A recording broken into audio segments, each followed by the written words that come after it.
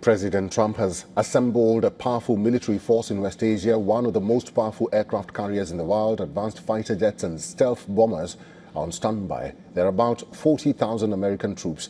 The U.S. has rushed additional missile defense systems, but still the order of attack hasn't come. So what's stopping the U.S. from attacking Iran? Here's a report.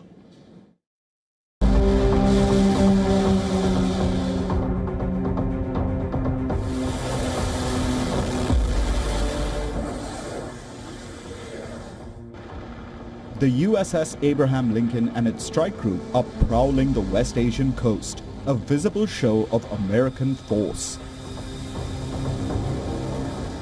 Yet, despite the presence of F-35C jets and Tomahawk-laden destroyers, the order to strike Iran has not come.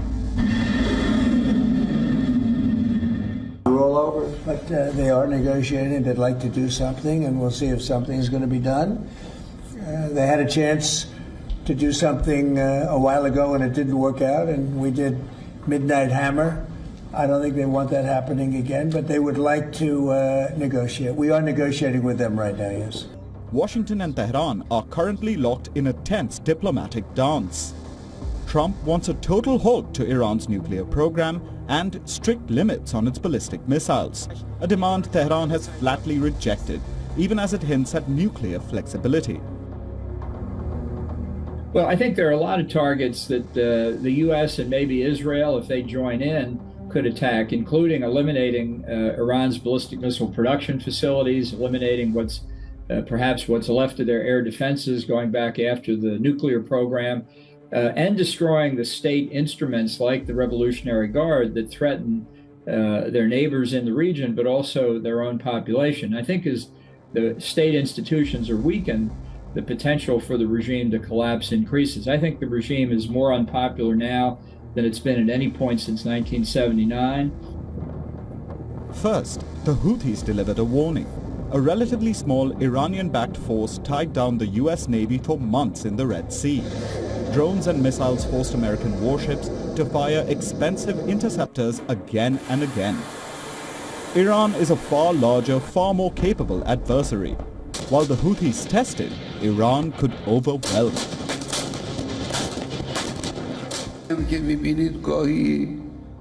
Donald Trump constantly claims they've brought warships.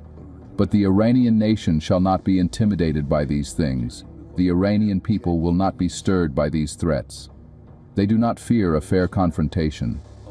We are not the initiators and do not want to attack any country, but the Iranian nation will strike a strong blow against anyone who attacks and harasses them.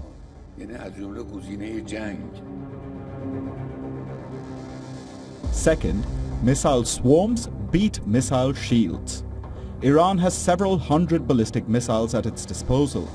Ballistic missiles, cruise missiles, and even hypersonic missiles. Along with that, there are thousands of drones.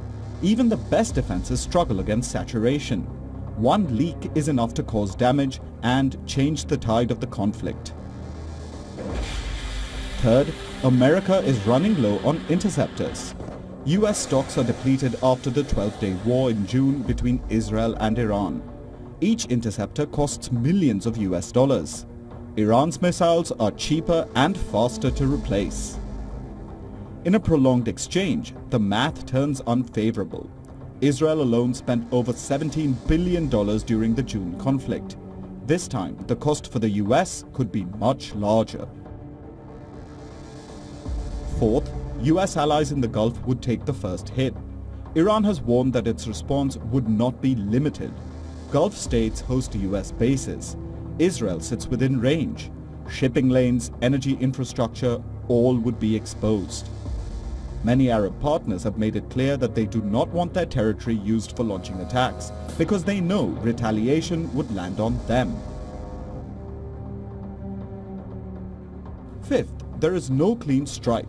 Analysts agree that a quick surgical attack on Iran is a myth. Nuclear facilities are hardened and dispersed. Missiles and drones are hidden deep within mountains. Iran's network of regional allies would activate immediately. What begins as an air campaign risks turning into a long, bloody conflict with no clear exit.